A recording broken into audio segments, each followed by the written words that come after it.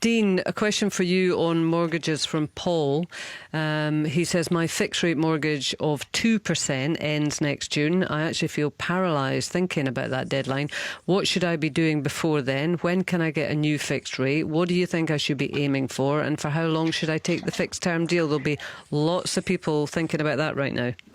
Yes, lots to unpack in that question, quite a few variables, but most banks and building societies allow you to start looking at your deal up to 6 months in advance, and however long you want to fix in for, if you even want to fix in, that's another question, another ballgame. So if you look at the market at the moment, there's about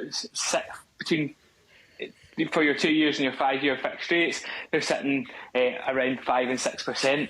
You're now seeing variable rate mortgages come back onto the market, sitting just above 2.5%. So if you've got a very small mortgage, maybe at 25 grand or 30 grand, and you can cope with small fluctuations, then it might be better looking at something that's not fixed. On the flip side, if you've got a massive mortgage of about 200, 300, 400,000, then and you want that security, then a fixed rate is the way to go, but it might cost you a little bit more.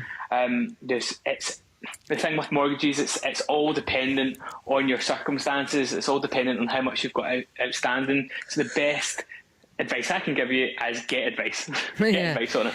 Well, there'll be lots of people in a situation of Dean. In fact, many mortgage holders will have, for the last 10 years, had 2%, less than 2%. I think my mortgage for quite a while was less than 2% because I just happened to get lucky. So the thought of fixing for 5 years on 5 or 6% is an incredible leap. I know you don't have a crystal ball, Dean, but would you be better to fix for 2 years, take a bit of a chance on that, or would you go with 5 to 6% for 5 years? It depends on your attitude to risk, and it also depends on affordability. I'm speaking to first-time buyers that have never seen the likes of anything like this before, and we're saying, look, is it affordable? This monthly payment, is it affordable? Can you afford it? Can you afford it if it went up? Can you afford it if it went down?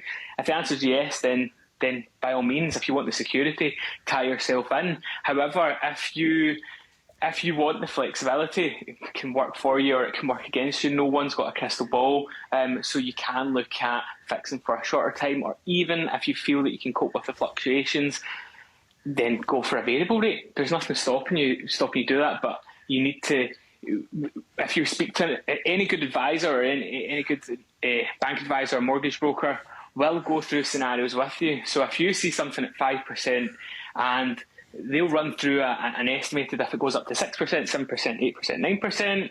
I mean, if it goes up to 9%, even I'm going to be in trouble. But they'll go through the scenarios. The banks stress test you in the background. So banks will, if you're taking something at 5%, the bank's going to stress test you 8%, 9% anyway. And they will decline your application if they don't think you can afford it, even if you say you can. So it's one of those things. There's also other ways that you can mitigate this interest rate rise as well. So you could potentially look at extending your term. Look, for example, if you're on a 2 year fixed rate, come to the end of your 2 year fixed rate, you could renegotiate your term, maybe stretch it a little bit, and then tie yourself in for another 2 years. When that comes to an end, then shorten your term.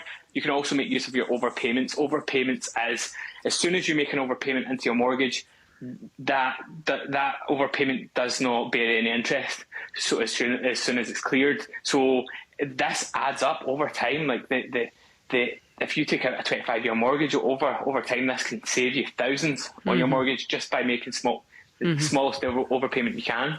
So there's a number of levers you can pull beyond just the interest rate, which is definitely worth bearing in mind. Fergus, this question